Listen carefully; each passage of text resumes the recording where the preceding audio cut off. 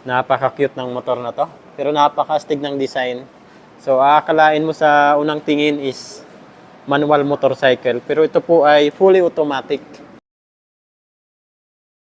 What's up mga idol? Chris Ride Motovlog nga po pala. For today's, nandito ngayon tayo sa DES. Duwixam Incorporated, Lagao Branch, General Santos City. So yan, meron po tayo ditong Honda Navi. Grabe. Napaka-cute ng motor na to. Pero napaka-astig ng design. So aakalain mo sa unang tingin is manual motorcycle. Pero ito po ay fully automatic. Ayan o. Fully automatic motorcycle po ito. Ayan o. So alamin natin yung updated price, installment, at bigyan natin ng quick review itong motor na to. Ayan. Pagdating po pala sa makina nito, naka 110cc, naka 2 valve, 4 stroke, single overhead cam, at ang cooling system po nito ay air-cooled. Ayan o. Air-cooled po yung nagpapalamig ng kanyang makina. So maganda po dito sa kanila kasi meron po silang special promotion. Less 1,500 pesos. Ayan o. Nahin muna natin sa design. So pagdating dito sa handlebar niya, naka-naked. Then stainless steel chrome. Ayan po. Mataas yung handlebar niya mga idol. So dito naman yung brake niya sa harapan. Then brake niya sa likod. So ito po ay fully automatic motorcycle. So ito po yung throttle niya. So dito po tayo nagagas. Then dito naman yung brake. So dito, relax na lang yung paa mo dito. So fully automatic motorcycle po ito. So ito naman yung ano niya, instrument panel gauge. Naka-analog po ito. So at least meron po siyang fuel gauge, speedometer, odometer. Yan mga indicator ng signal light, high beam, low beam. So ito naman po yung pinaka-headlight niya. Hindi naman siya masyadong bilog yung ano niya, yung design. Gumagamit pa rin po ito ng halogen bulb. Ayan, hindi pa sa ginawang LED. Ayan, ito naman yung signal light niya, medyo may kahabaan lang yung ano niya, signal light, tapos medyo malaki. Then halogen bulb pa rin po ito. Ayan, pero at least matibay. So ito naman po yung front suspension niya, naka-inverted po ito. Ayan, inverted telescopic. So dito meron po sang matte black na plastic. Front fender, matte black, makapal. Yan o. So ito naman po yung braking system niya dito sa harapan. Maganda po dito kasi naka-combi brake po ito. Pag nag-brake ka sa harapan, sumasabay po yung sa likuran. Then, naka-drum brake po ito parehas. Mechanical drum brake. Harap tapos likod. Then maganda pa po dito, naka-tubeless po ito mga idol. Ayan o. Street tire, hindi naka-tubeless. So ito naman po yung ano niya, yung pinaka-plate niya. Mugs. Ganda oh. Wow. Honda Navi. So tingnan naman natin sa side, ano kaya tong box. So ito nga pala yung ano, yung storage niya nasa baba. Ayan oh. So ito yung storage niya mga idol. So dito yung susian. Nakalagay dito Honda Navi. Ito yung gusto kong kulay, itong white. Wow. So dito naman po tayo sa bandang likod. Ayan, taillight saka brake light, halogen bulb. Ganito po yung design niya. Ayan, medyo classic. Signal light naman niya. Halogen bulb pa rin po ito. Ayan o. Ito yung lagay natin ng plate. Lapad ah. Ito naman yung ano niya, reflectorized side by side and then dito sa likod. Then ito naman po yung pinaka-tambutso niya mga idol. Metal po yung heat guard niya, metal. Ganda. Then yung ano niya, nozzle, napakaliit. Yan, air-cooled. Then size ng gulong. Hanapin natin yung size ng gulong nito. Ang size naman po ng gulong niya is 90 by 100. And then 10 inches po yung laki ng kanyang mugs. Ayan o. 10 inches po yan. So medyo may kaliitan talaga. Suspension naman sa likod. Gumagamit ito ng single suspension. Ayan o. Itong kulay red. Pero maganda, makapal. Ayan o. Then ito naman yung nagsisilbing ano niya. Tire hugger. Ito na rin yung ano niya, back fender niya. Nasa baba na lahat. All in one. Okay. So, dito naman yung design. Ito yung agaw pansin na design dito. Itong bilog niya dito. Ayan o. Parang robotics eh. So, alamin naman natin pagdating sa price.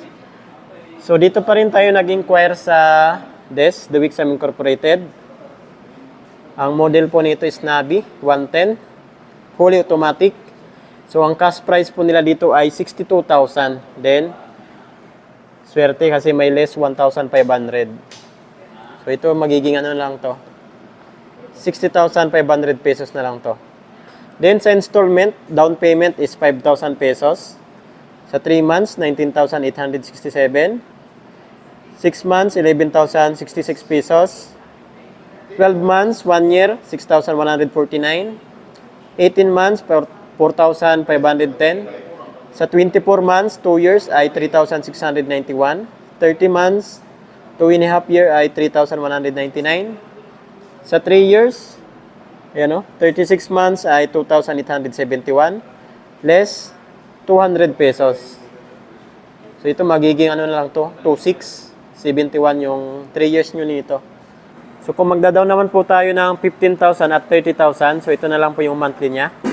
Sa 15,000 na down payment, ang 1 year nyo na lang po nito is 5,141.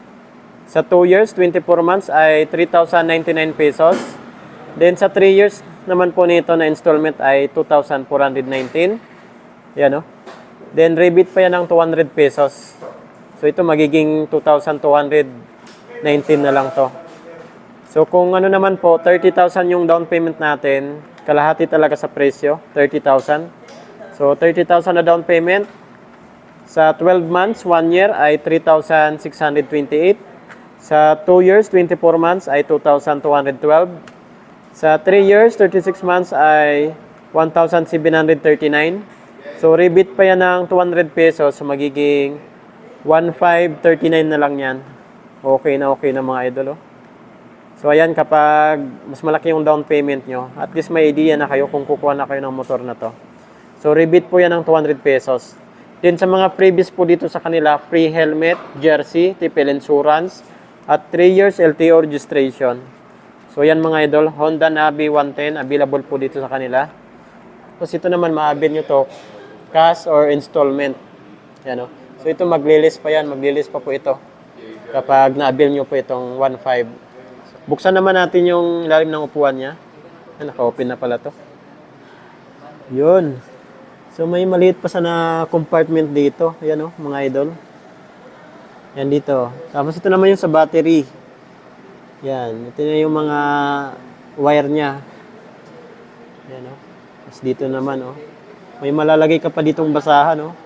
Marami pang space. Yan. Try naman nating sakyan. So ang height ko nga pala is 5'6".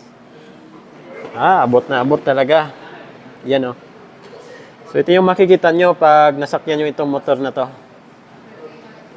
Yan, maliit lang talaga siya. Saktong-sakto. Sa mga lady rider, estudyante. Yan, Honda Navi 110.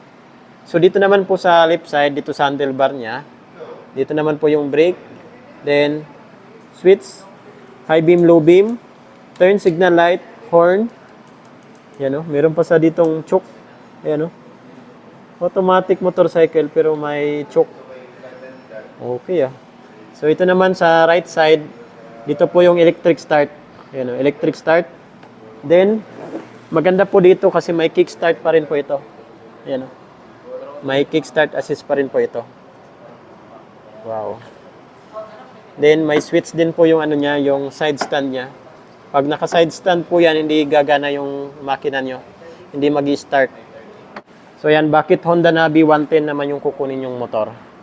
Unang-una kasi dyan yung comfort. Then, practical.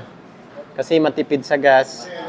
Less maintenance kasi carburetor po ito. So hindi pa sa ginawang FI.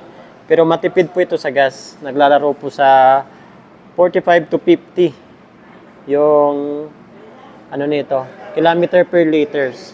Yan o. And then pangalawa pa dyan yung height, kasi baba po talaga yung height nito mga idol.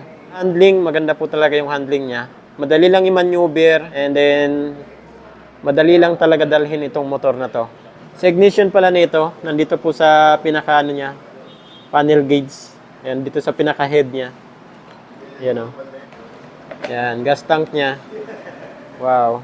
Parang big bike ah. Honda Navi 110. So, available po dito sa kanila. So, kung may mga ipapa-inquire pa po kayo sa akin na motor, comment nyo na lang po sa comment section ng ating video. Yan. Chris Ride Motovlog. Ride safe po tayo palagi. God bless you all. Thank you.